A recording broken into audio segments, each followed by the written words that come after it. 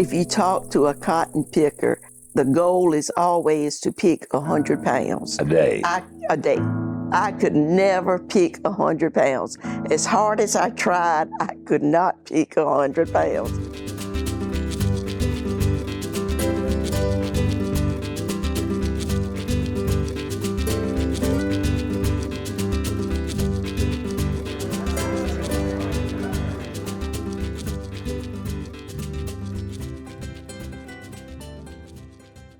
Twila Holliday has been involved with the farmers market and growing stuff for decades, and we're going to hear her story today. You grew up down in Orangeburg. In Orangeburg County, in a small town called Bowman. In my graduating class, there were only 27 graduates. Oh my So stars. that more or less tells you how small of a town it is. Your folks did what in Bowman? I grew up on a farm in Belton. My dad owned somewhere between 350 and 400 acres. He farmed on the side, but he also had a feed and seed store. And when he was on the farm, what was he farming? Row crops? We had cows, chickens, hogs. Those were the main animals. And when he farmed, in the earlier days, he planted cotton. I hated picking cotton. I think when I was in 5th grade, the government came out with some kind of program which actually paid the farmers not to plant cotton. That was the best thing the government ever did. So when you signed up, it was for 2 years. Okay. So for 2 years, I didn't have to pick cotton. Then after that, my father had really, since he'd kind of gotten used to not having to plant cotton, he no longer planted cotton, but he continued to plant corn so that he could feed the animals. Do you remember what they were paying for a pound back then for cotton? How much would you earn? Most farmers back then paid a penny a pound. Now, if you made good money, if a farmer really was needing help, you would get 2 pennies a pound. That was big money back then. And so, like I said, I was glad when my dad no longer planted cotton, but my neighbors still planted cotton. So I think I was either 9th or 10th grade. I had an older sister. She decided she wanted to go pick cotton for our neighbor. And my parents said, well, if my older sister could pick cotton, I had to go too, so that in the end, when she got paid, I'd have some money too. I could have clobbered her. But anyway, so I went on. It was the week before school started, so I saved my money. And I think at the end of the week, I had either $7 or $8. Wow. So I got the Sears catalog, and I ordered me a new school outfit and a new pair of shoes. You finish up at Bowman High School. What are the options open to you now? Okay, well, back then, like I said, farming was the big thing. Some of us went to college, and now back then there was a little small shirt factory. But you went to college. I went to college. Tell me how you ended up where you went and why you chose to go there. I went to Winthrop College, which was at that time all girls. At that time, Winthrop had a very good major, and that's what I wanted to major in, was home economics. I finished in 1970. Then after I got my bachelor's degree, in 71, I was offered a job in District 2 teaching kindergarten. At that time, kindergarten was not mandatory in the public schools. They were just starting to initiate the program. So I was offered a job, and I took the job starting out at Wright School in Belton. When you got offered the job, had you been in Anderson? No, I had never been to Anderson. So you took that job with District 2? Yes. When I moved up here, I didn't have a place to stay, but looking back, I could not have made any better decision. I stayed with a wonderful lady. She had just lost her husband about a year before. She wasn't really wanting to make money. She was just lonely, and she just wanted somebody in her house. Her name was given to me. I went out to meet her, and we just got along great. And so we would go shopping, and I don't remember, but I feel sure she was the one who probably took me to Anderson the first time I Okay. ever visited Anderson. Okay, went downtown. 'Cause Yes. How did you meet your husband? My first year I went to Wright School. Then I transferred to Marshall School, which was right here in Belton. But the lady who worked in the cafeteria was my husband's mother. Just in casual conversation, the lady who worked with me, it was two of us in kindergarten. I said, now, she doesn't have any sons, does she? The person I worked with was always trying to get me fixed up for somebody. Sure. And she said, yes, she does. So that's sort of how we met. And then when I passed his name on to the lady that I was living with, she said, oh, yes, they're a nice family. So he called me. We met on a blind date. Where'd you go? Well, back then, Anderson had Shoney's. Yes, they did. So we went to Shoney's, and then we went to a movie afterwards. How about that? I take it that that first date at Shoney's ended up being a pretty good decision for you.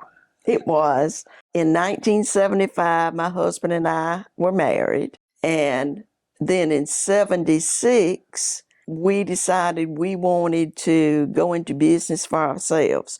So we looked around and everything just sort of seemed to fall into place. We decided to go into the flower business. We bought a already established flower shop right there in Belton. So he and I stayed there until his death in 2014. And then at some point, you all buy this place in the country. Yes. My husband grew up on a farm. Of course, I grew up on a farm. So it just came natural that both of us wanted a farm. And when did you start gardening to sell? My husband and I, we always had a garden, mainly for ourselves, just to have fresh vegetables in the summer. Was it a pretty big one? To me, I think it was small, but to most people, they think it's big. Okay. And then when my son was in high school, in 9th grade, he became very active in FFA. He came home from school, beginning of 9th grade, and he said, I've got to do a project, some kind of project for FFA. And he says, what can I do? And I said, well, we've always grown vegetables. I says, we can just plant more. And then we can take them over to the Anderson Farmers Market and start selling over there. So that's how I really got involved selling at the Anderson Markets when he was in 9th grade in high school. And that was his project. That was his project, was growing and selling vegetables. Do you remember your first trip to the farmer's market in Anderson? Because then it wasn't where it is now. No, it was what we call the old farmer's market located on Market Street. It's where we started out. And I even have pictures of my son, the market manager, Tom Gibson. His money paying out fee. I snapped the picture of him because he had to have proof in this project that he was actually doing what he was supposed to do, selling vegetables. We start looking at the programs or different colleges that offers a major in construction. He couldn't really find what he was really looking for. So he calls his teacher, who was Mr. Black from the Career Center, asked him for some suggestions of good colleges. Mr. Black gave him 3. The other was Oklahoma State, and that's where he ended up. How about that? He got a job at Halliburton.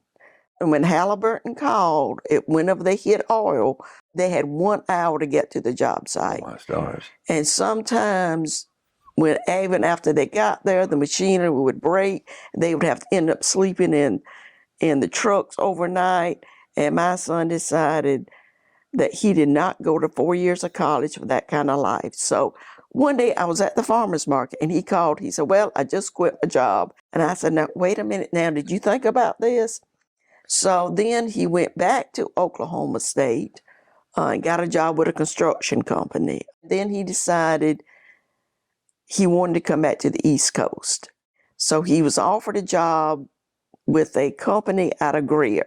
And at the same time, he was also farming. He was planting more and more and getting bigger and bigger. So he decided he was just going to quit, go out on his own with farming. And he did that, I think, for 7 or 8 years of farming full time. He would grow it, you would sell it. Yeah. And he would sell too at the farmer's market. He would go to the farmer's market in Greenville on Main Street. Right. I would go to Anderson. But the Greer Company told him if he ever wanted his old job back, just to let him know. They called him at different times trying to get him back. So finally, they had a vacancy and they got in touch with each other. And he said, well, so they started talking. So he decided he was going to quit the farming. But during the time when he was farming full time, he was wholesaling. He would go into Georgia. He worked different grocery stores, different restaurants in Greenville. He really liked the wholesale end. Yeah. I like retailing better.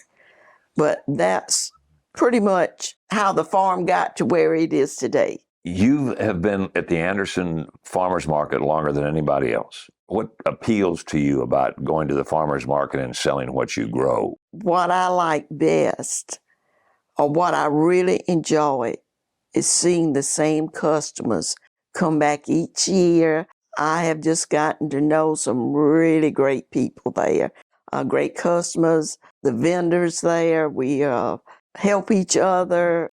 As far as my favorite vegetable that I like to grow, I would say would have to be potatoes, because the potatoes grow under the ground and you never know what you might expect to pop up out of that ground, because you can't see the potato growing.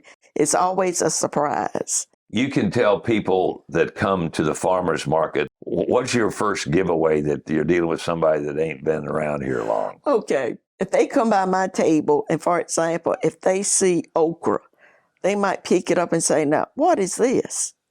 That's a sure giveaway. And I always say, you must not be from around this area. Or they'll ask for rhubarb or some kind of something that do not grow in the South. But you enjoy what you do. I do. Well, in 2011, I put in a commercial kitchen. I'm fully licensed. I sell jams and jellies, pickles, chow, salsa. All made right here in Anderson County. Homemade right here. It's a lot of paperwork. Is it really? Yes. I have to get Clemson to do a product analysis. And then once I get their product analysis, I have to do a bunch more paperwork and send it into FDA. I have to keep up records to no end. Yeah. Also with the South Carolina Department of Agriculture, they come out periodically and do inspections. You have no intention of giving this up anytime soon. The upstate inspector says in about 2 years he's going to be retiring. And I'm thinking, well, I might retire in about 2 years. But this past year, this older lady came up to me and she said, I sell woodwork. She said, my husband used to do it. She said, now I've taken over. And I said, well, I'm thinking about retiring. She said, oh, no, you don't do that. She said, I'm 85 years old and I'm still doing this. And she said, you don't give it up. She said, you just keep on.